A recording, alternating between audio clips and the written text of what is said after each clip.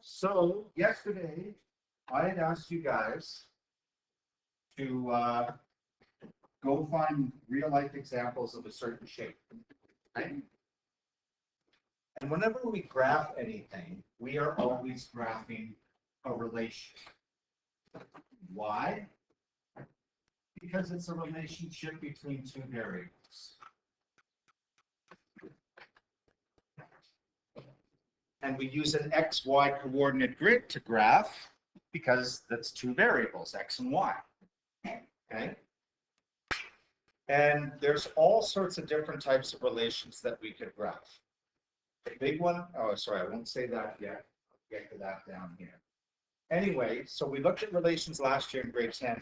We also looked at a special type of relation called a function. What was the difference between the two? Well, a function is a type of relation. It's an example of a relation where for every x value, there's only one y value. So like if we had a set of ordered pairs,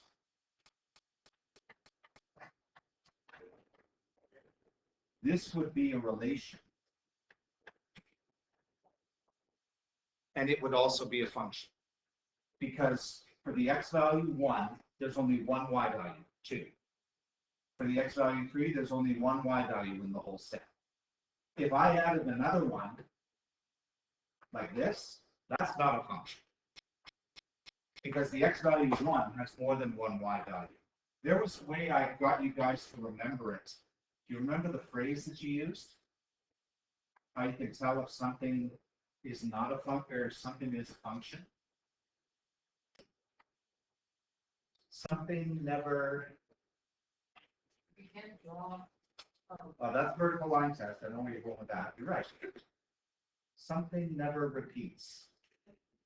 Domain never repeats. Remember, domain just represents the x values in a relation. We're going to talk about that again in this lesson. Domain never repeats. That's how we remember it, really, rather than trying to put this big jumble of words here. Okay. So last year, we focused on linear functions. Why did we call them linear functions? Because every single one of them is a function, except for a vertical line. And when you graph them, they form a line. So that was last year. That was the big focus last year, and this was the big formula we used last year to help us, y equals mx plus b. Okay. Now we are going to focus on something called quadratic functions.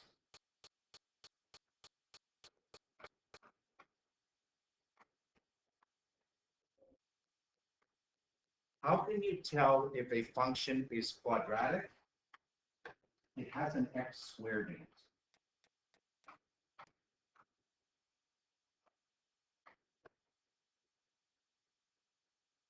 So last year when we did lines, they were always y equals 2x plus 3. Y equals negative a quarter x minus 2. Y equals 3x. Y equals 4. X equals 5. Okay? These ones this year, we're going to have y equals, and then we're going to have, we might have an x, but we're going to have an x squared in there. But the graph, which you guys were finding examples of yesterday, is called a parabola.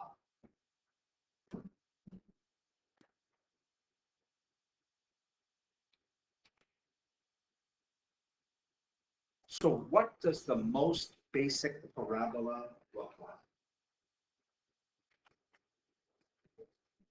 The most basic parabola is the equation, and remember, this is function notation. This just means the same as y. Y and f of x mean the same thing. Because this just says it's a relation, this says it's also a function. So whenever you see f of x, just think y. We'll probably make it easier. So the most basic one is just when we have x squared on the other side. Nothing else. No number in front of the x squared, no number after, just x squared. What does the most basic one look like? Let's start with the table of values. And I'm going to choose these x's. from -2 to +2. And that should give me an idea of the shape of the parabola. Although you guys already know what the shape's going to look like. So, if x is -2 and I plug it in here and I go -2 all squared, I get 4. If x is -1, 1. If x is 0, if x is 1, and if x is 2, 4. -2, 4. -1, 1. 0, 0. 1, 1. 2, 4. And we see the sort of U/V shape. And I draw arrows on two ends because a parabola has two ends, just like a line has two ends. Because it could keep going up forever, and it could keep going to the right and left forever. This is the most basic parabola. From this parabola, we can graph other ones if we know this one. Okay. Certain vocabulary that goes along with quadratic functions. When we graph a quadratic function, we get a parabola. One of the main points on the parabola is called the vertex. Just take a guess. Which one of these that we graphed? No, you don't get to say. Because you did it, didn't you? No. Yeah, that. Okay. Sure. I believe you. No, I know it's a little bit. Water over the bridge. Under the bridge. No, over the bridge.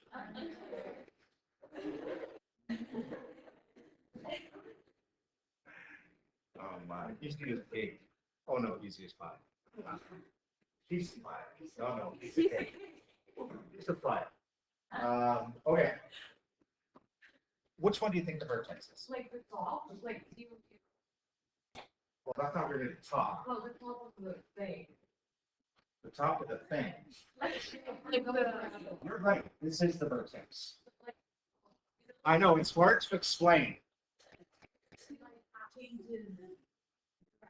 Right. So what we could call it is the turning point of the parabola.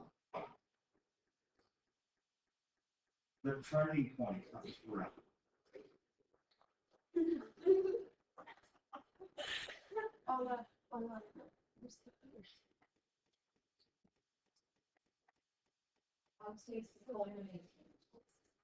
Culmination. Yes. Culmination of the parabola. Yes. Sorry, the turning point, not turning points. Okay. So, how do you find the vertex? It depends whether the parabola is right side up or upside down. If it's right side up, go to the bottom of it. That's the vertex. If it's upside down, go to the top of it. That's the vertex.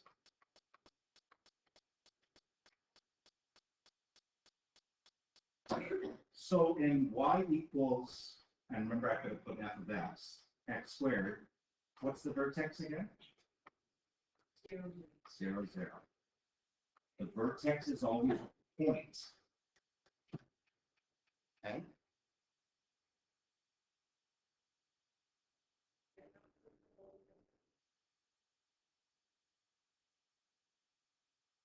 So that's the first thing.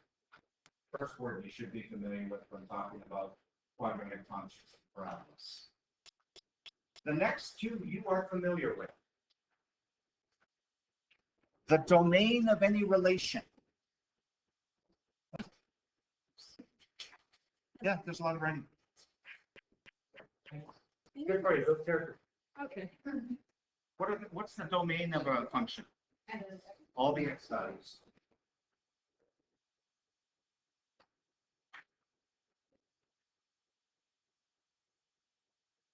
And the range? Y. And remember, there were different ways to show it. that we talked about last year. I'm going to use interval notation because I find it the easiest to use. So we'll review it. So in y equals x squared, the domain will be, let's go back to the graph. You remember how to find the domain. Domain is all the x values, which is horizontal. So it's all the points to the furthest left to the furthest right. What point on this parabola is to the furthest left? Negative. Doesn't it go past that? Doesn't it actually keep pressing like this forever? Negative infinity. And to the right? Positive infinity.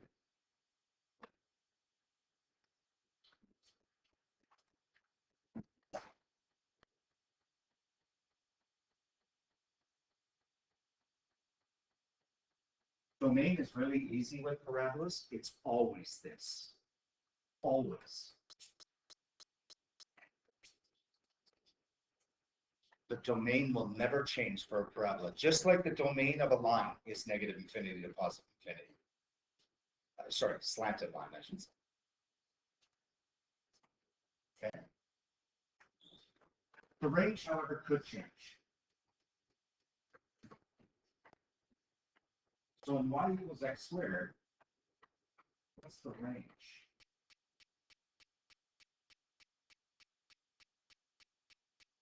Now you've got to change your thinking. What's the lowest y value to the highest? Lowest to highest. Yes. 0 to infinity.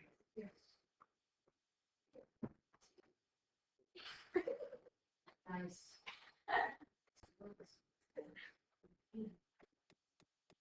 Zero. Infinity. Is that good? I think that's. You don't have to use the other notation, by the way. You don't have to know the other notation. Remember when we did the inequality signs and sometimes they had the double inequality signs?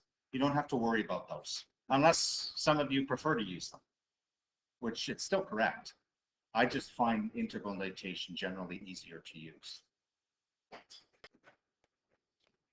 The maximum or minimum value is really what we're talking about. We're referring to the vertex.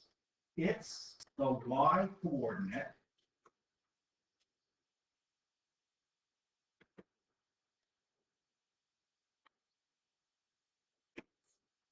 where the parabola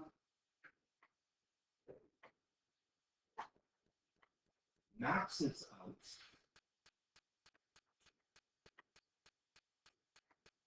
or tops out.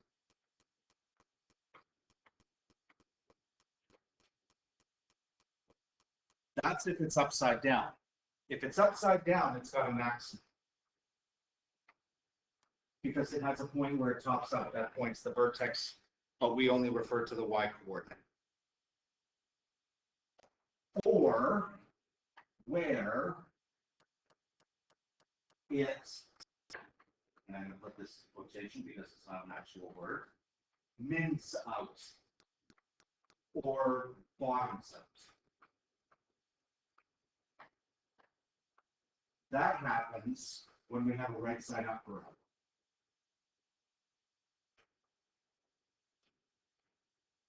So depending on the direction of the parabola, we refer to a maximum or minimum, never both. It's one or the other. So going back to our most basic one, x squared, y equals x squared, does it have a maximum or minimum? Does it top out or bottom out? It has a minimum. And then what y value is the minimum? 0. So you need to say minimum at y equals 0. Don't just put minimum at 0.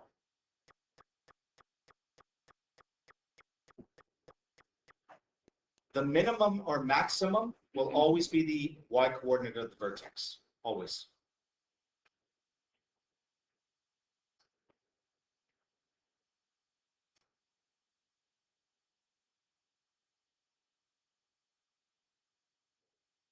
Okay. Last one here, the equation of the axis of symmetry. Do you know, can somebody explain to me what symmetry is? When something is symmetrical? It's the same. Yeah, it's this, like if you divide it like that, it's the same on both sides of mirror images of each other. That's right. Okay. So, with a parabola, think about it this way. Where could I draw a line through the parabola so that it's symmetrical? In the middle of the y-axis, yeah. In this case, on the y-axis.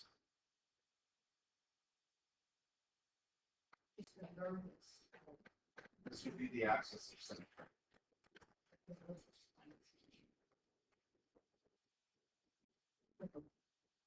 So the axis of symmetry is always a vertical line. So the axis of symmetry is the equation of the vertical line that splits the parabola in half.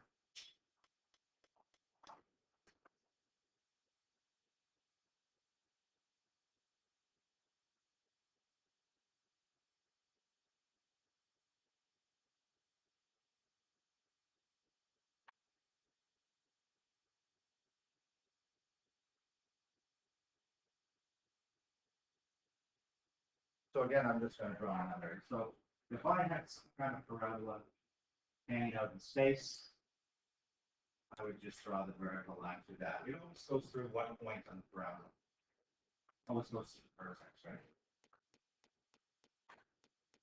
So always goes through the vertex.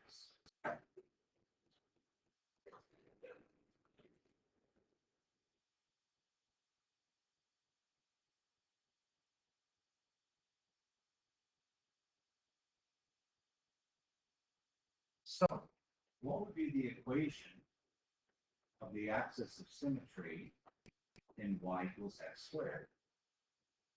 Well, how you write it, it's always the x coordinate of the vertex. So this case, x equals 0. You have to put the x equals. You can't just put 0. Because remember, the equation of a vertical line always begins with x equals. And if it's the y-axis, all the x values on the y-axis are 0. That's why we call the line x equals 0. So these are, do you have to be able to define these? No. Okay. But you do have to be able to identify them. So if I give you a parabola on a graph, you should be able to list all these properties for me. Okay. Now, this is the most basic equation, or most basic quadratic function, like I said, x squared. We could have numbers in front. We could have numbers in parentheses with the x before we square it. We could have numbers in the end, at the end. In other words, it could look as complicated as this. So there might be a number in front of the x squared. That actually does something to every parabola. It stretches it. Okay, we'll talk about that later. There could be a number inside parentheses with the x getting squared. We call this h because that moves the parabola left and right. There could be a number after the square. That moves the parabola up and down. Okay. So the vertex form, using these, and these are the actual letters we use, okay, tells you, what do I want to say here? The vertex form tells you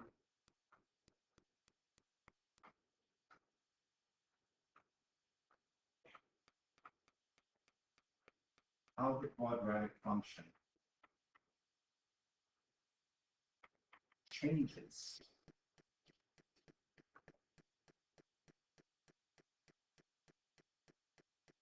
from the most basic one.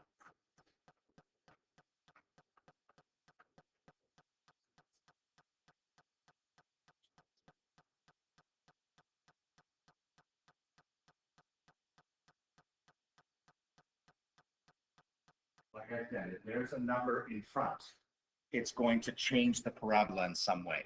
If there's a number in parentheses with the x before the square, it's going to change the parabola in some way. If there's a number after the x squared getting added or subtracted, it's going to change the parabola in some way. And we're going to talk about each and every one of these. And actually, we're going to talk about these two right now. But just before we do that, okay,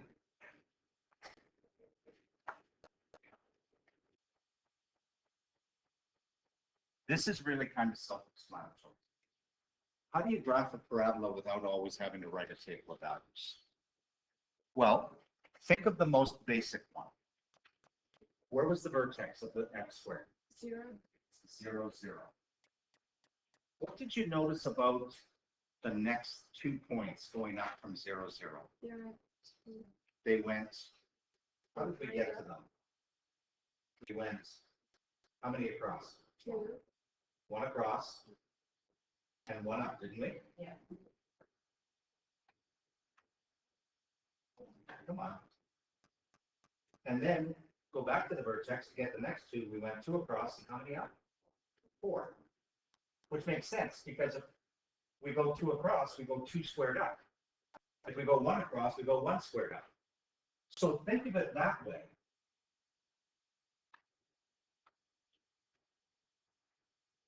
Instead of thinking of a table of values. Once you've got your vertex, you can get the other 4 points very quickly. Like if I said, here's your vertex. And what if I tell you it opens up? Can somebody come and draw the parabola for me?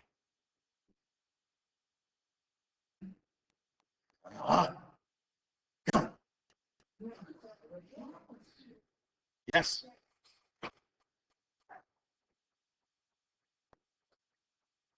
And it's important that I tell her that it's going up.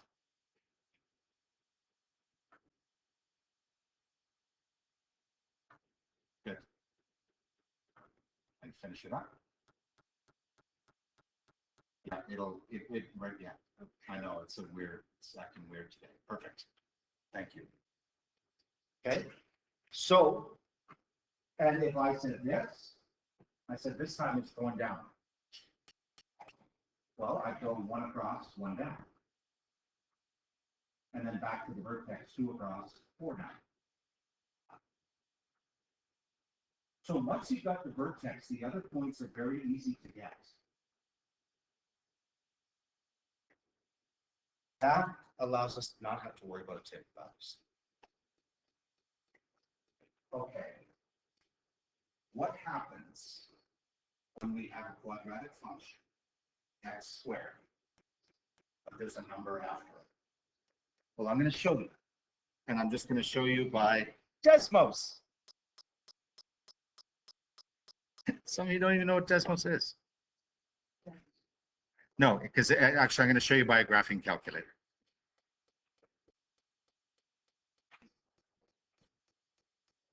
Okay. So here, this is y equals x squared. X squared. Would you all agree? Yeah. Yep. Okay, that's y equals x squared. Notice on the example in your lesson, we want to graph y equals x squared minus 1. Watch what happens. Y equals x squared minus 1. What happened? They're both down. Yeah, it just minus, if it had a minus 1 after it, instead of starting here, it started 1 down. So what would you expect x squared plus 3 to start? Up on 3. That's it. That's it.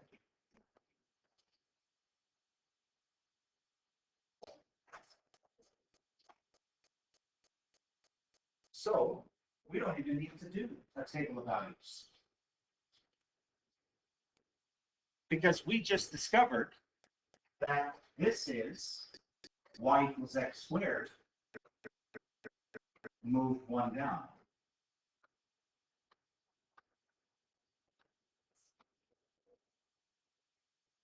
So instead of starting at 0, 0, we start at 0, -1. And you guys know how to get the remaining 4 points.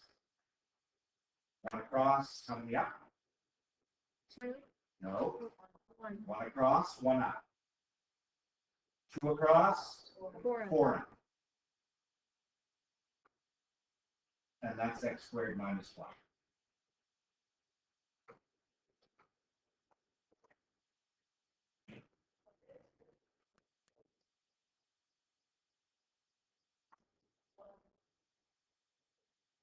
So keeping in mind that graph.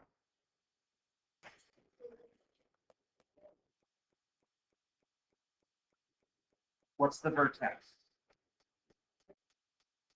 What's the vertex parabola we just drew? Oh, Oh, 0. Still 0. no. Oh, What's the domain? um, Remember I said it's always negative infinity to positive infinity. The range, however, is going to change. What's the lowest? Y? -1. -1 to infinity. Including, yeah.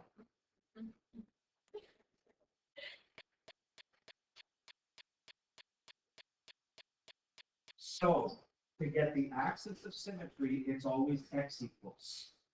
Here, I told you it's minimum. And remember, the minimum or maximum is always y equals. How do we find these numbers? The axis of symmetry will always be the x coordinate of the vertex. Always. The minimum or maximum value will always be the y coordinate. So if you've got the vertex, you've got these two things.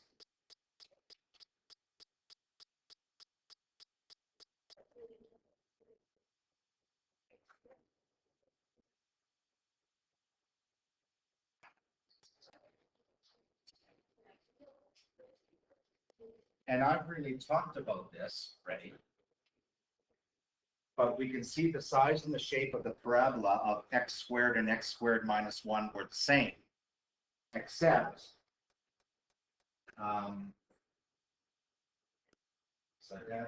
except we moved all the points in y equals x squared or f of x equals x squared down one.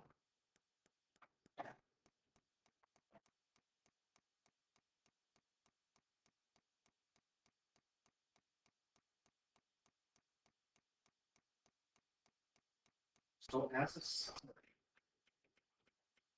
whenever we have quadratic function that has a number after the square, that's going to move it up or down. Okay? If the number is bigger than 0, so if it's like +1, +2, +3, +4, it moves it this many units up. If it's negative, it moves it down. Are you familiar with these bars? What they mean? Absolute value. What's the absolute value of a number? Oh. You can't give, so you know how to find it, but can you tell me what it is?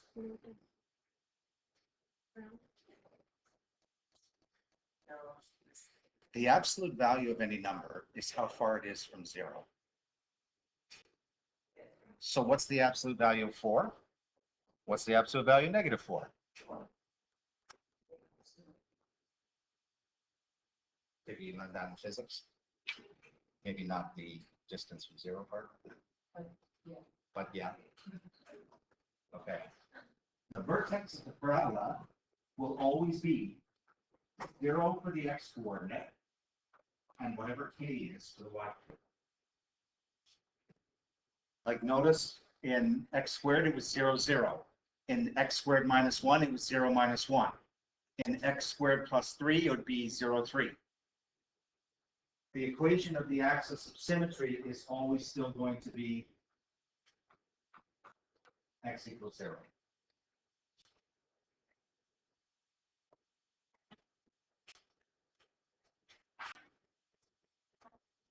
So that's what happens if we have a number at the end. Again, what if I asked you this? Without doing a table of values or anything, can somebody come up and graph this for me?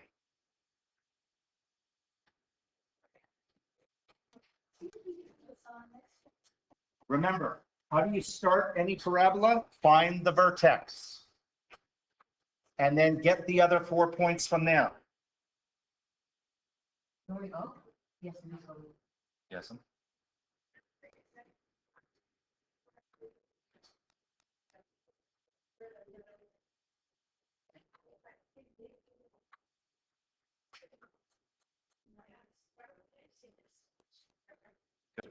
Thank you.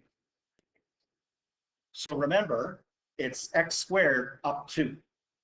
So instead of starting at 0, 0, we start up 2 from 0, 0. And then we go 1, 1, 2, 4. You'll find that with practice, you'll be able to do these rather quickly.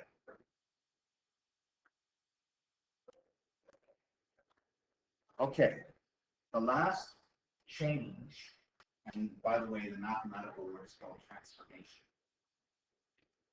The last change we're going to do is what happens if we've got parentheses x and then some number squared.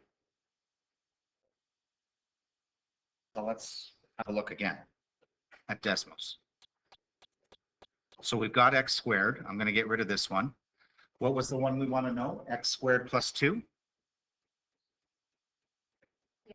Okay, so y equals x squared plus 2. Oops. No, not like that. Sorry. Yeah, my mistake. Yeah, I got to get rid of this. It's x parentheses plus 2. There. What did it do? 2 to the left. Where do you think x minus 2 would go? Right. But it's kind of reversed, isn't it? Like you think plus, well, why wouldn't plus, I would go to the right. And minus, I would go to the left. Because the reason for that is the vertex form is always written as a subtraction. Okay. Like what I said here, back here.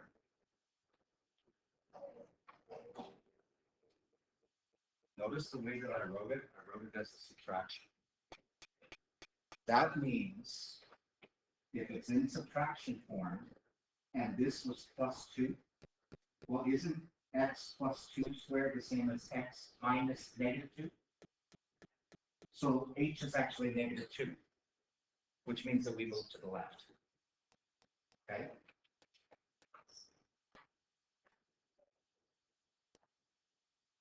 So we don't need this. Okay?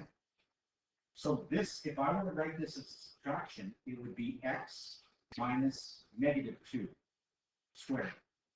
So the value of the number inside is actually not 2, it's negative 2. So this means y equals x squared moved 2 left.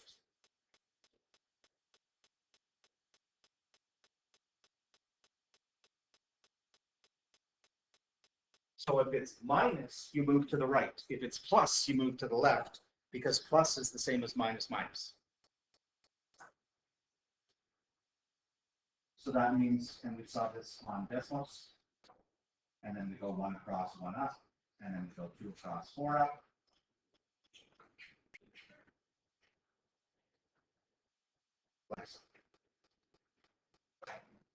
So just remember, like a lot of students just remember, okay, I got to think the opposite when I think about that.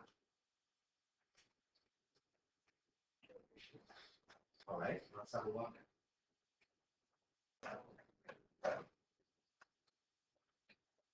Tell me all the properties.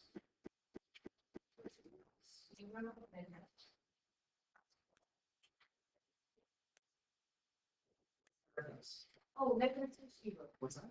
Oh, I thought it was one. Vertex is always like. Oh, I don't need it. That's the vertex is a point. -2, 0. Domain is always negative infinity to positive. What's the range of this one? 0 is going to 0. 0 with the bracket to infinity. And you should know how to get these other two. What's the equation of the axis of symmetry? X equals -2, because remember, it's always the x coordinate.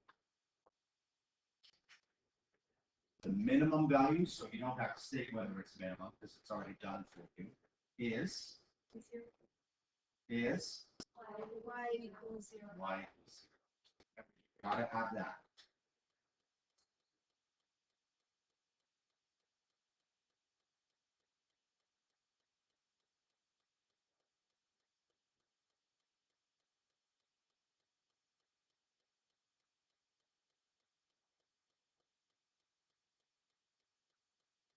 So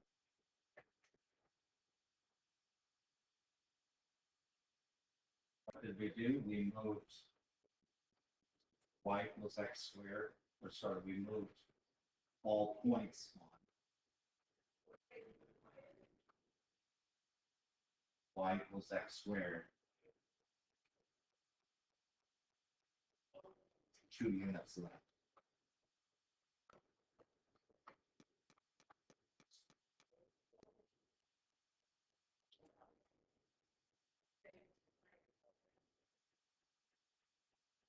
So just to summarize again, this one.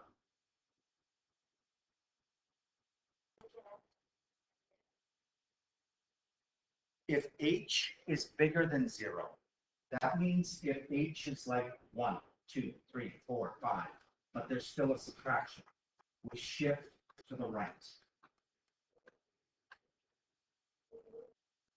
If h is less than 0, that means if it's -1, -2, -3, well, negative becomes positive, which means we shift to the left.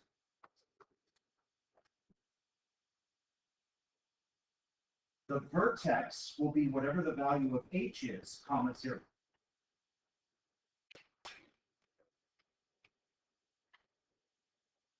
And the equation of the axis of symmetry will always be the x coordinate of the vertex, or h.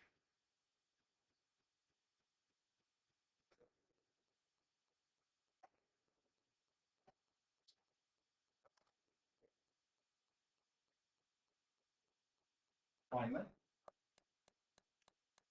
somebody want to graph this one? Come on. Come on. I only get 2 volunteers all the time. No one? Ah, yes. Thank you, Elsie. Beautiful. Hiccups.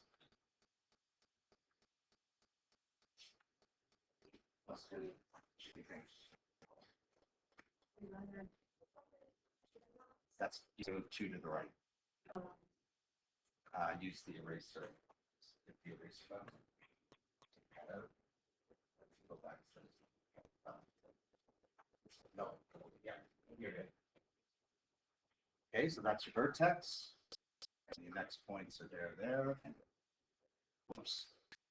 2, 4. Right? So 2 from 2, 4. Yeah, not 2 from the 1, 1. Good. All right. Thank you. All right, one more tester.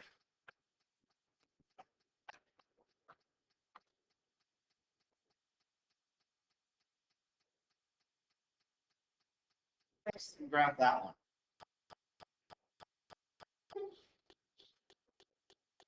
Just combine your knowledge. Just combine your knowledge. Or do you want to just tell me? Do you feel comfortable sitting in your seat and telling me? No, you can't tell me. I know, I'm sorry, I'm trying to get out of this ball. Come on, 4 on X and then 3 and now it's 1, 1, 2. perfect, thank you.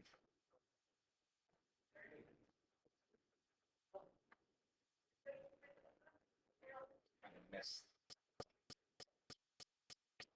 Good. Okay, So we've done most of the transformations or the changes that x squared can undergo. The only thing we haven't looked at is what happens when there's a number in front. It does two things. It'll either flip it upside down, or it'll stretch it, or flatten it. So it could make it look like this, or it could make it look like this. But we'll talk about that next week. So for Monday, please. Exercise 2.1.